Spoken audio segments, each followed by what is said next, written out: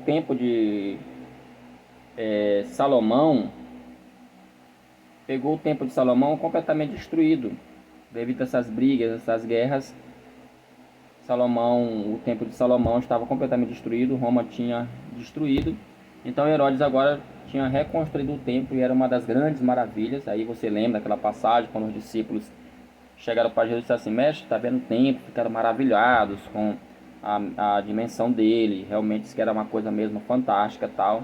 E aí Jesus fala para eles que não ficaria pedra sobre pedra, tá? Então aqui nós temos uma primeira informação, que é a questão do Herodes, né? Estudando aqui o período interbíblico. Avançando um pouco mais, nós temos aqui também o ambiente social do povo, a começar pelo idioma.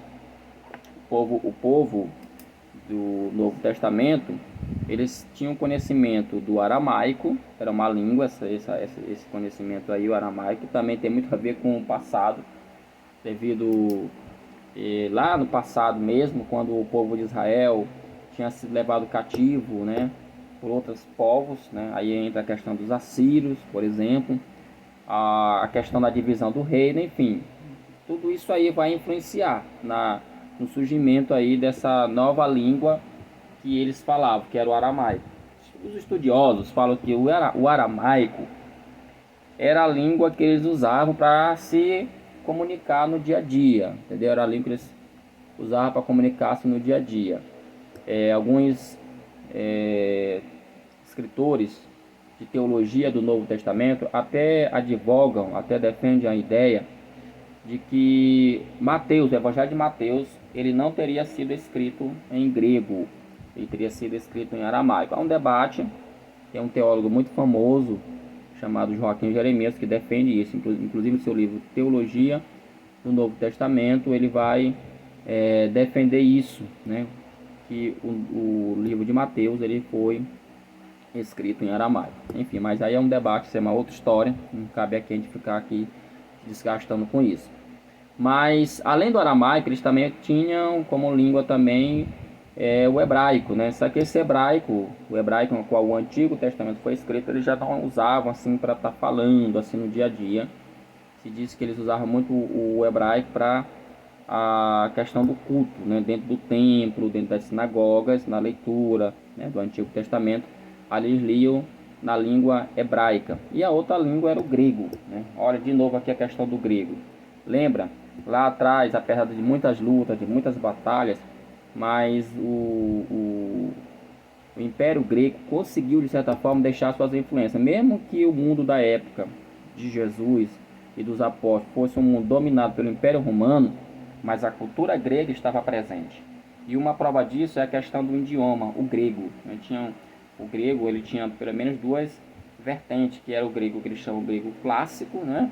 E tinha o grego koiné, né? O grego clássico é aquele grego que eles, segundo os linguistas, né, que falam sobre isso, era o grego usado, né, de uma forma mais técnica, digamos assim. Os grandes filósofos, os grandes escritores, pensadores usavam esse grego. E o grego koiné é o grego que eles usavam, o império usou, as pessoas usavam ele para fazer transações comerciais.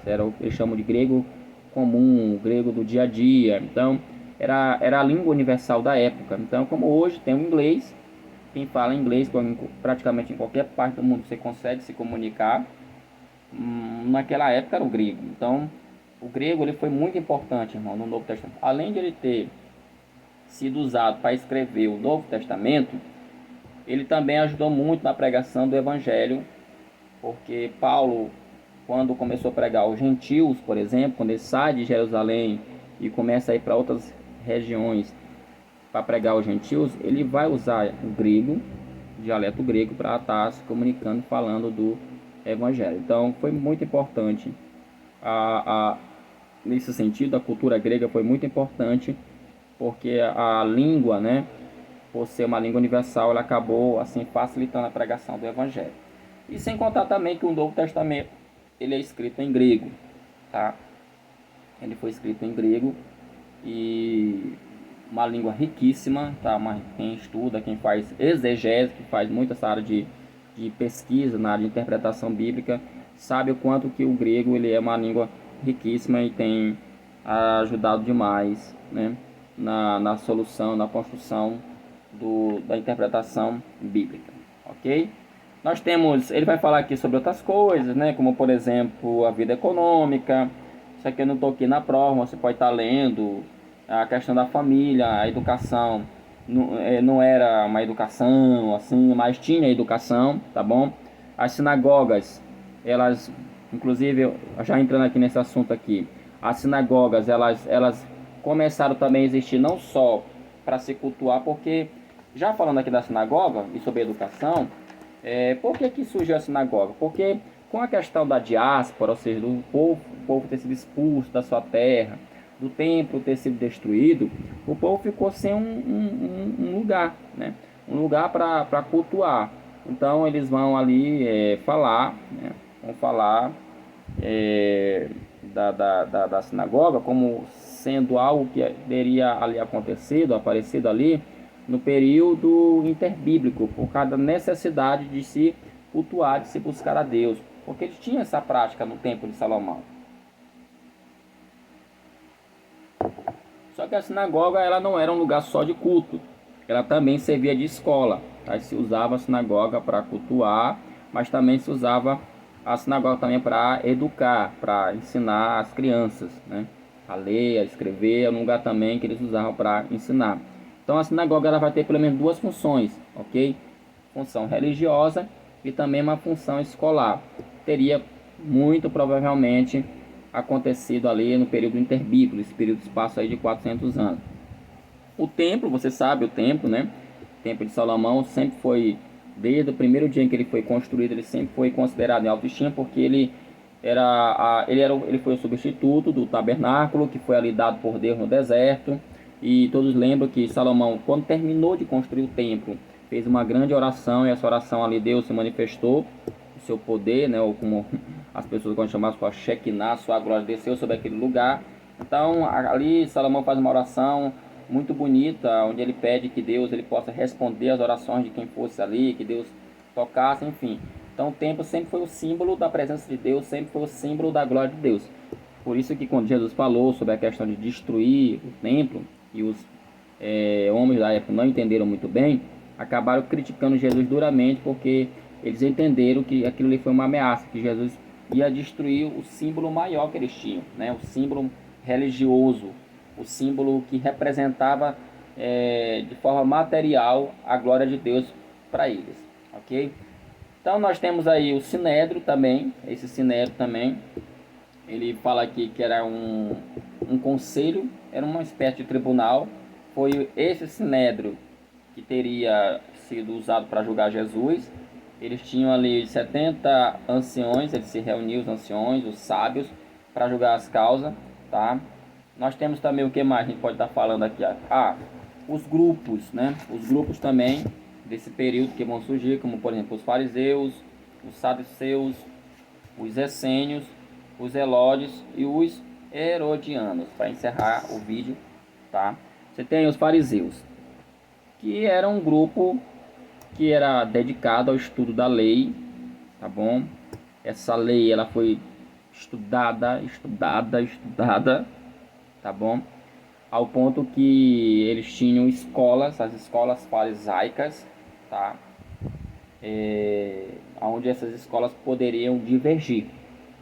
Então, por isso é que quando você vê Jesus em debate com eles no Novo Testamento, é porque elas vão divergir. Lembrando que no período interbíblico, alguns até, eu acho que o Craig Blomberg, ele vai falar isso, é bem possível que nesse calor, digamos assim, da dificuldade do povo estar afastado da sua terra, do povo estar em cativo, do povo não ter contato com a lei, se fez necessário, surgiu esse personagem que lê a Torá, esse personagem que dá um colorido diferente, esse personagem que vai agora através da tradição oral também, é muito forte, fazer as suas devidas interpretações. Então ele acaba aparecendo no Novo Testamento como uma autoridade assim, importantíssima, entendeu? Já aparece como uma autoridade religiosa fixa, respeitada muito pelo povo,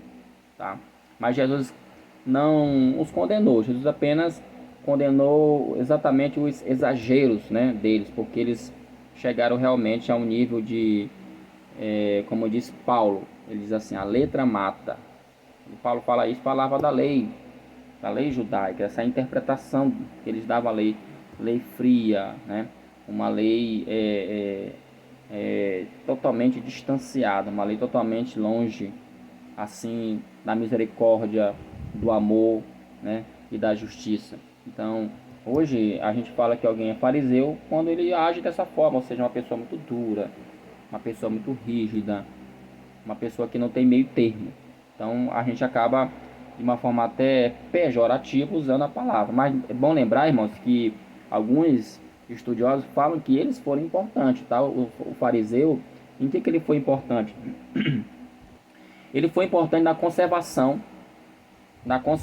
da tradição, né, da lei, porque apesar desse jeito deles, assim, mas nem todo fariseu era um cara ruim, assim, duro, vamos dizer assim. Você vê aí o Gamaliel, você tem o Nicodemos, né?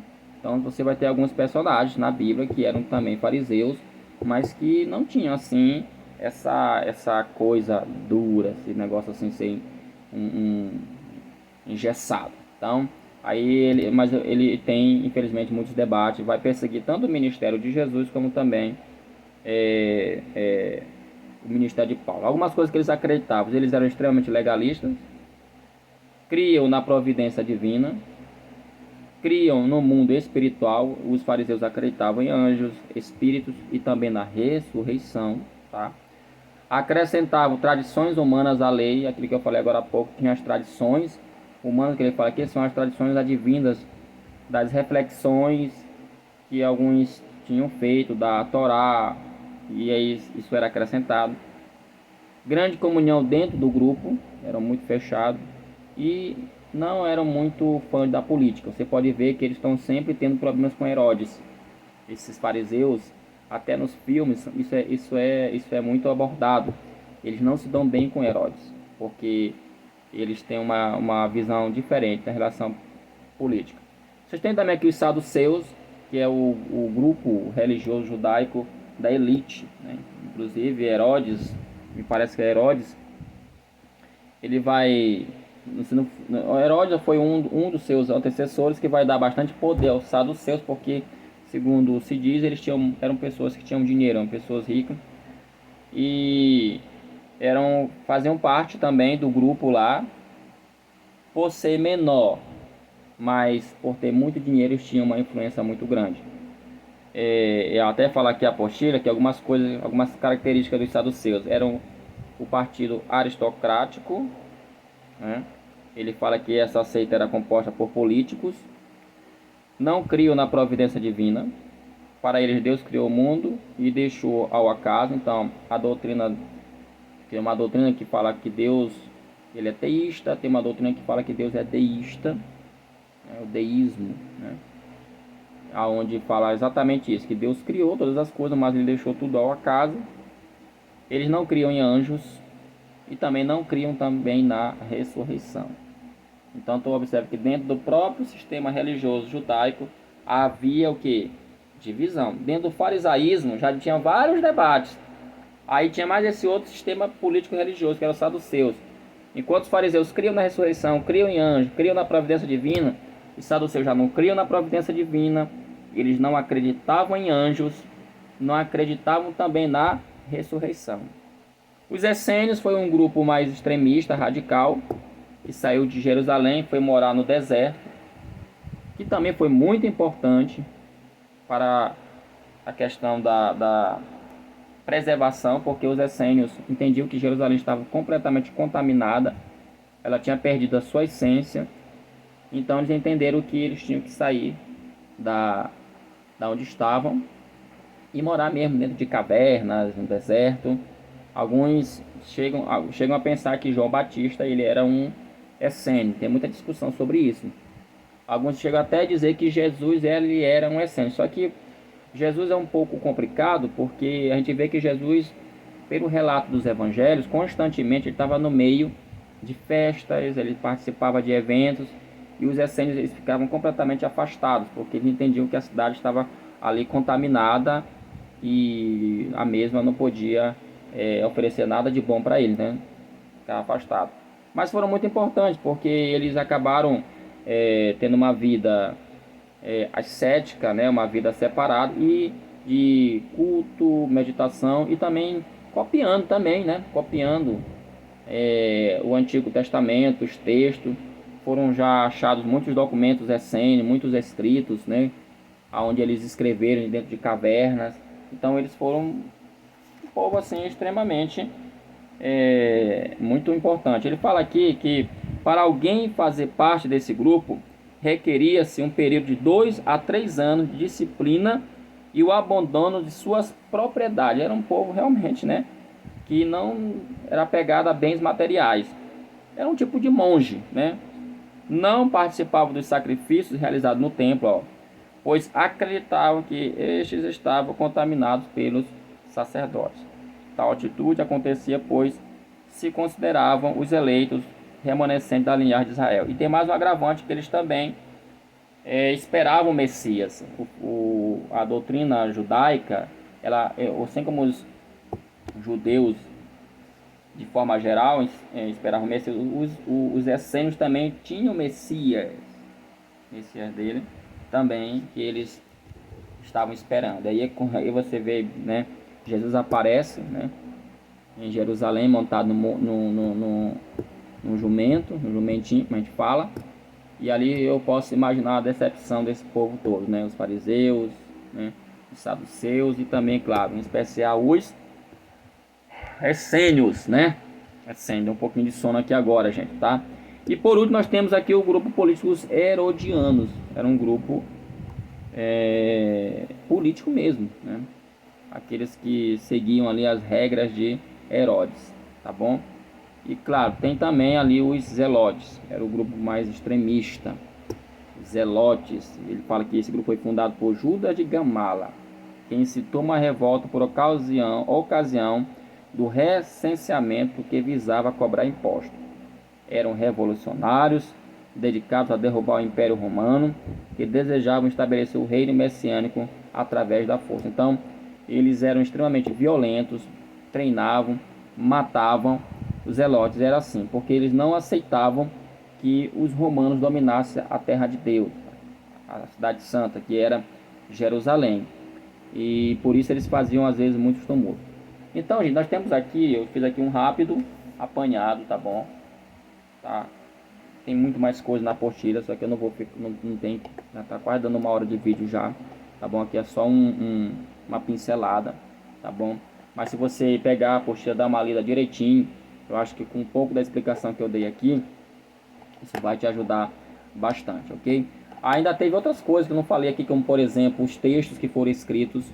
Nós temos os textos apócrifos, os apocalipses. Inclusive eu tenho um livro aqui. Deixa eu ver, tá bem aqui. Deixa eu só pegar aqui para vocês.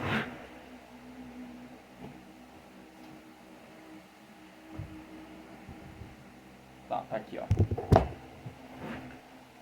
Esse livro aqui, tá? Esse livro aqui, ó. Esse aqui é só um, tá? Por mais que tem outros que já foram lançados, tá bom? Ele fala sobre os apócrifos da Bíblia e pseudepígrafos, né? E aqui vai ter muita coisa, alguns livros que foram escritos, tá? Que foram escritos nesse período interbíblico.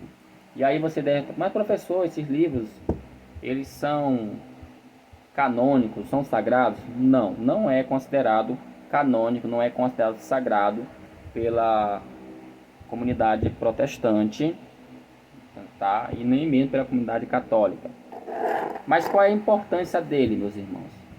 Porque eles são importantes porque esses livros também, eles foram escritos num período em que o povo, esse período do período interbíblico ou intertestamentário, eles foram escritos num período onde o povo estava sofrendo perseguições, o povo estava longe do templo, o povo estava sendo acuado por causa da sua fé. Então esses autores vão escrever esses livros, né? com a seguinte ideia de tentar exortar o povo a permanecer firme, a não deixar de acreditar em Deus, a permanecer fiel, não se desviar. Então essa é a ideia. Por isso que o livro, quando você lê o livro, você vai ter aqui nomes de personagens bíblicos, como por exemplo, nós temos aqui o livro de 1 Enoque, né? E o 2 Enoque. Aí alguém foi Enoque que escreveu esse livro? Claro que não. Mas por que ele vai usar esse nome desse livro? Porque ele entendia, esse escritor, ele entendeu que era uma forma que eles tinham, entendeu? De, digamos assim, dar uma certa credibilidade ao escrito dele. E era muito comum mesmo, no mundo antigo, algumas pessoas escreverem livros, escreverem documentos e usarem nomes dos seus mestres, né? Ou de alguém que eles admiravam muito. É por isso que eles chamam algum desse livro de pseudo, né? Pseudo-escrito, ou seja, falsos, né? Porque o autor ali não foi exatamente aquele que está na capa do livro. Isso gera muito debate, gera muita discussão, mas essa não é a questão. O importante é que a gente tem uma literatura onde essa literatura também nos dá uma certa luz histórica. É claro que tem muita coisa que você tem que ler com muito cuidado, talvez até mais cuidado, mas se você for pegar hoje alguns comentários, até comentários mesmo bíblicos, eles vão citar esses autores aqui, esses livros, eles citam, porque eles entendem, esses exegetas fazem comentários bíblicos, que eles tiveram a sua importância em um determinado do período da história de Israel. Então, gente, é isso, tá? Eu vou ficando por aqui, tá legal? Data da entrega do trabalho, dia 23 de julho, como eu já falei. Eu vou estar mandando a prova e vou estar mandando também o material apostilhado e vou estar mandando também o vídeo para que você possa estar assistindo e também lendo e respondendo, e até o dia 23 de julho me entregando essa atividade, tá bom? Quero agradecer aqui a todos, aí nossos alunos do Coroatá, um abraço e até a próxima, né? Se assim Deus nos permitir, estaremos aí novamente lecionando outras matérias para a glória de Jesus, ok? Um abraço a todos, fiquem todos na paz do Senhor, amém.